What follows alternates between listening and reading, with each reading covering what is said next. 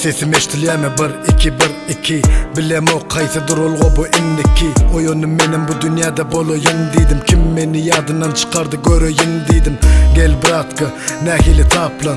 Köp zatları yatladım yatman Arkada pepke içine de kitaplım Kaçıptım mektepten hayatı etlep Şunun veri durmuş sapağını berip dur Didi gerek var öğrenmene gelip dur Mektepten kaydışın öyüme piyada Önümden çıkıp durdu yolda herkili adam Hemmesem yado, hemmesem sada Hemmesi dost oldu sonum öğrülü yadı Ol vaqt bu durmuşun ağrımını duyamoktum Her kime ananmalı derliğini bilemoktum Ol vaqt gaz yaştım 2005'ti Arzulam dolu diyöne hemmesi hastaştı Kirli dünyada arası hıyallam var Küçücük adamda ulakan planlar var Kevr planlarda dine ziyanlar var Yürüyen yolunda zehirli yılanlar var Şu önüne gelince köp kişini tanıdım Arkamda bıçaklardan yana yer kalmadı